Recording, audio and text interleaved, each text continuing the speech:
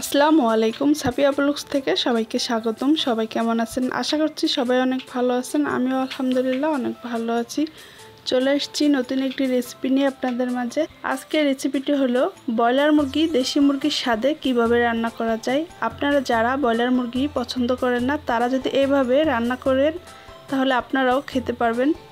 তো চলুন কিভাবে রান্না করা যায়। তো এখানে আমি ব্রয়লার মুরগি পরিষ্কার করে নিয়েছি, আর নিয়েছি আলুগুলোও ধুয়ে নিয়েছি, আর নিয়েছি পেঁয়াজ কুচি, আর এখানে নিয়েছি 3টা কাঠবাদাম, আর একটু আদা রসুন আর পেঁয়াজ। তো এগুলো আমি পাটায় পিষে নেব প্রতিদিন, কারণ ব্লেন্ডার করা সম্ভব হয় না। পাটায়ও বাটি আমি ব্লেন্ডারও করি। এখন আমি মাংসগুলোকে লবণ আর হলুদ দিয়ে ম্যারিনেট করে রেখে দিব, আর আলুগুলোকেও লবণ দিয়ে ম্যারিনেট করে রেখে দিব।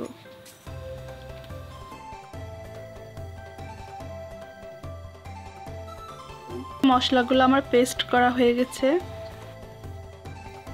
চুলায় কড়াই বসিয়ে দিয়ে দিলাম সাদা তেল, দিয়ে দিচ্ছি পেঁয়াজ কুচি।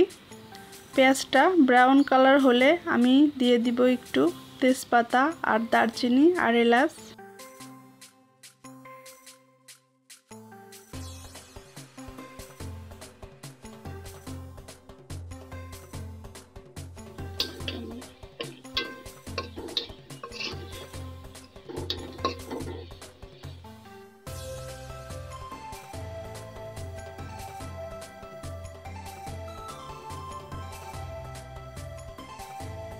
এখন দিয়ে দিচ্ছি পেস্ট করা মশলাগুলো। মশলাটা দিয়ে তেলের সাথে একটু ভেজে নিয়ে তারপরে দিয়ে দিব লবণ, হলুদ, লাল মরিচের গুঁড়া, জিরার গুঁড়া, সব কিছু দিয়ে আবার কিছুক্ষণ নেড়ে তারপরে একটু মশলাটা কষানোর জন্য দিয়ে দিব পানি।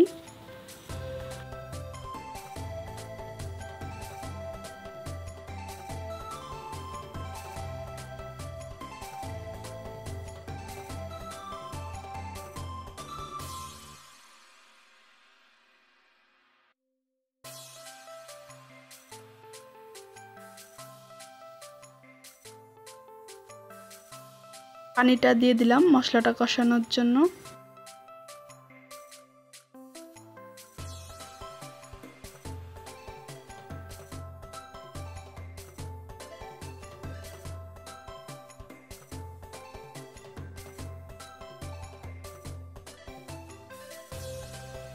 মশলাটা কষানো আমার হয়ে গেছে, দেখেন তেলটা উপরে উঠে এসেছে। এখন আমি ম্যারিনেট করা মাংসগুলা দিয়ে দিলাম মশলার ভিতরে, দিয়ে কিছু সময় মাংসটাকেও এভাবে নাড়াচাড়া করে রেখে দিব ঢাকনা ছাড়া।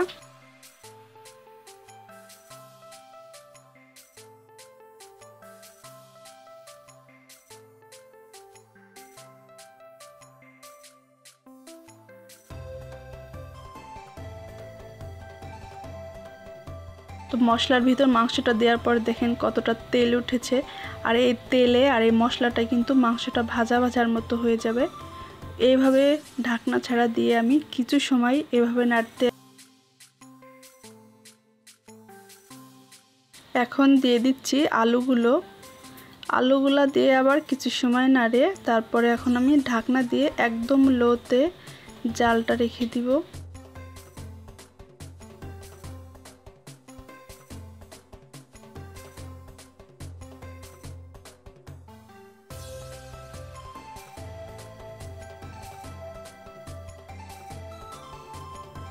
মাংস থেকে দেখেন কতটা পানি বের হয়েছে। এই পানিটাই কিন্তু আমার মাংসটা সিদ্ধ হয়ে যাবে, আলু মাংস দুটাই।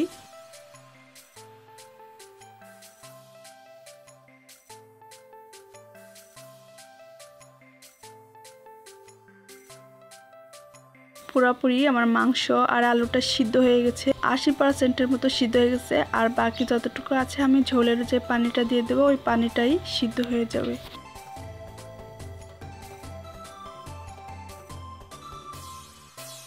দিয়ে দিচ্ছি ঝোলের জন্য পরিমাণ মতো পানি।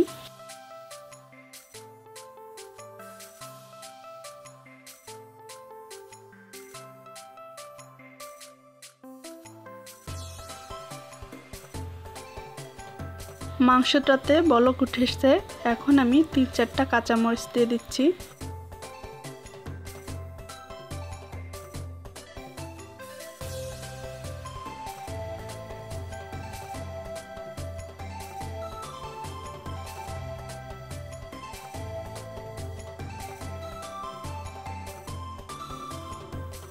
মাংসের ঝোলটা আমি যতটুকু রাখবো ততটুকু প্রায় হয়ে এসেছে। এখন আমি দিয়ে দিচ্ছি 1 চামচের মতো ঘি।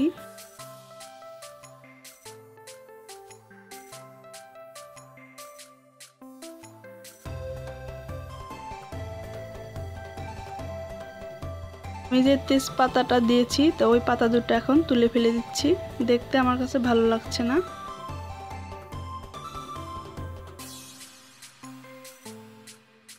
তো মাংসটা হয়ে গেছে আমার পুরোপুরি, এখন আমি চুলা থেকে নামিয়ে নিচ্ছি।